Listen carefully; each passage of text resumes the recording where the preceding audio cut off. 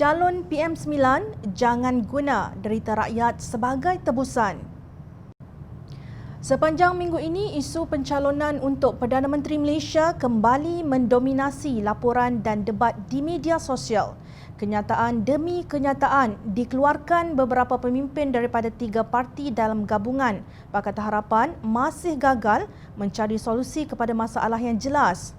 Jelas bagaimana? Jelas bahawa Tun Dr. Mahathir telah meletakkan jawatan.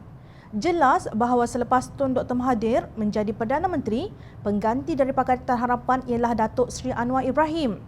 Tidak timbul perjanjian bahawa selepas Tun Dr. Mahathir letak jawatan, beliau harus diberi semula jawatan tersebut. Dilaporkan bahawa Tun Dr. Mahathir mahu diangkat sebagai Perdana Menteri buat kali ketiga di bawah Pakatan Harapan selama 6 bulan.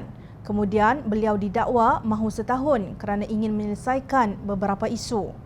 Kedua-dua permintaan itu ditolak oleh keadilan seperti yang tercatat dalam kenyataan pemimpin-pemimpin mereka.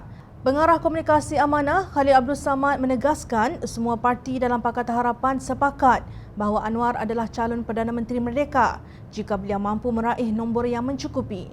Khalid berkata keputusan perlu dibuat kerana semakin lama mereka berbalah antara satu sama lain untuk menentukan siapa bakal Perdana Menteri, semakin selesa kedudukan kerajaan yang mereka dakwa dibentuk dari pintu belakang ini. Pihak yang mendakwa mampu mendapat bilangan yang mencukupi itu datang dari pasukan Tun Dr. Mahathir. Namun, beliau tidak dipercayai dari segi komitmen untuk menepati janji akan berundur selepas 6 bulan. Perkara ini turut dibangkitkan oleh Setiausaha Organisasi DAP, Anthony Locke, yang bersetuju Tun Dr. Mahathir dicalonkan sebagai Perdana Menteri ke-9 dengan syarat-syarat tertentu. Sudah tentu orang boleh mempersoalkan apakah beliau akan menepati janjinya. Jawapan kami adalah bahawa dalam masa 6 bulan lagi ada mekanisme untuk memastikan beliau berundur, kata Anthony Locke dalam wawancaranya dengan Malaysia Kini. Malangnya, kedua mereka terus dikecam oleh penyokong-penyokong Anwar Ibrahim.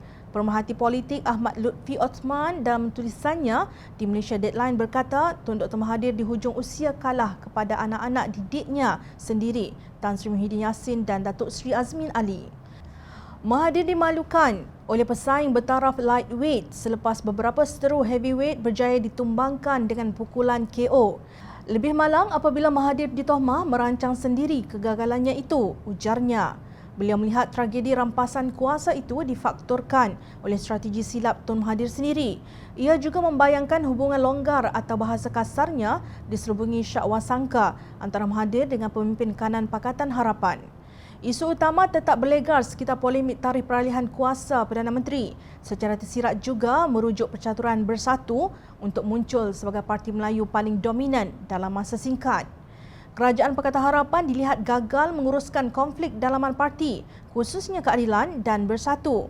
Menurut beliau, hubungan dingin antara Tun Dr. Mahathir dan Anwar dijarakkan lagi dengan peranan musuh ketat Anwar yang berada di kiri kanan bekas Perdana Menteri itu, iaitu Zahid Man Arif dan Datuk Seri Hamzah Zainuddin. Sementara Lutfi mengulas dari segi sudut punca keraguan terhadap Tun Dr. Mahathir, blogger politik Syabuddin Hussein pula berkata negarawan tersebut perlu menunjukkan keikhlasannya. Kata Syabuddin, langkah yang betul ialah Tun Dr. Mahathir mesti diajak untuk bekerjasama, berkawan dan berbaik dengan Pakatan Harapan serta menerima Anwar sebagai calon Perdana Menteri tanpa sebarang keraguan. Jika Tun dikatakan sebagai orang yang boleh mencukupkan nombor bagi mengembalikan mandat rakyat kepada Pakatan Harapan, beliau mesti berusaha melakukannya dengan keupayaan yang serupa biarpun bukan dirinya sebagai calon Perdana Menteri. Itu barulah dinamakan ada kejujuran dan keikhlasan, bukan hanya sedia mencukupkan nombor jika dirinya saja dinamakan sebagai Perdana Menteri. Kedua pemimpin harus menghentikan penjelagahan, takkan terus mahu jadikan derita rakyat sebagai tebusan.